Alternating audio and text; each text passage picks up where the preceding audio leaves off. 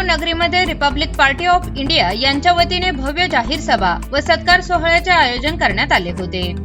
हा कार्यक्रम मोठ्या उत्साहात आणि जल्लोषात पार पडला।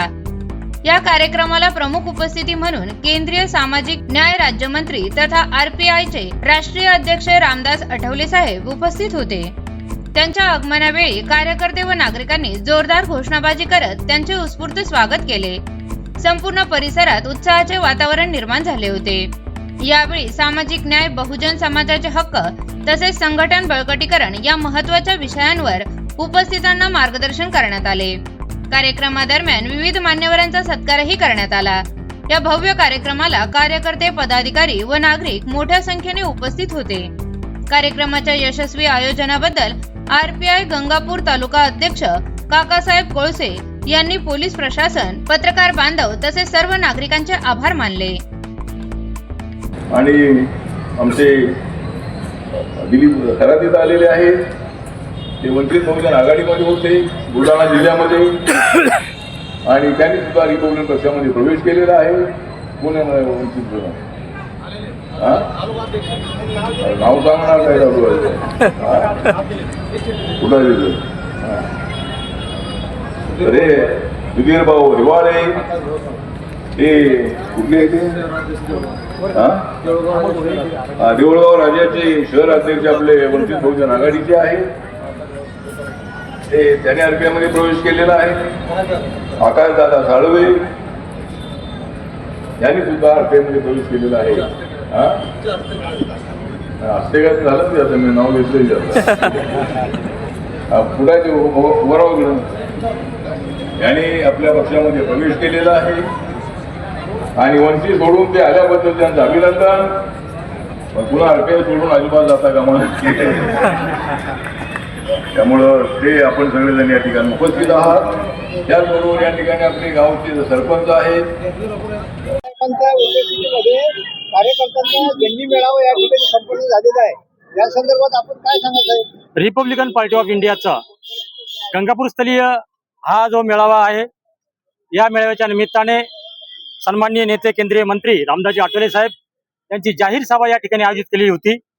ही जाहीर सभा आणि हा मेळावा गंगापूर तालुक्याचे सन्माननीय तालुका अध्यक्ष काकासाहेब कोळसे, बाबासाहेब भरपुरे, बापू खाजेकर, चेतन सोनवणे, मी स्वतः जे के आमराव यांच्या परिश्रमातून या ठिकाणी हा भव्य दिव्य असा कार्यक्रम या ठिकाणी आयोजित केलेला आहे।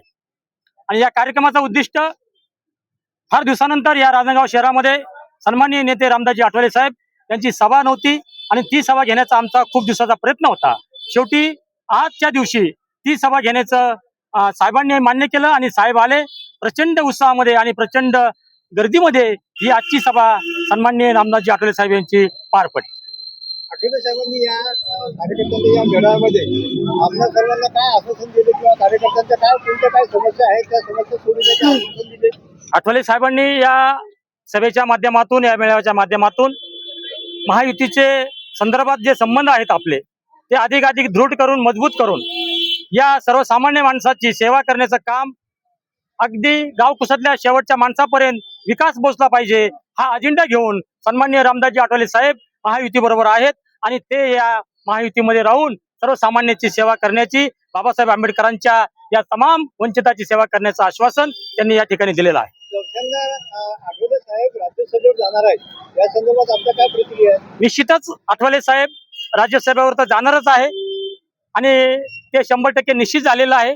परंतु आम्हा कार्यकर्त्यांची अशी इच्छा आहे की साहेबांनी आता पुढच्या काळामध्ये लोकसभेच्या माध्यमातून निवडून जावा, ही आमच्या कार्यकर्त्याची इच्छा आहे।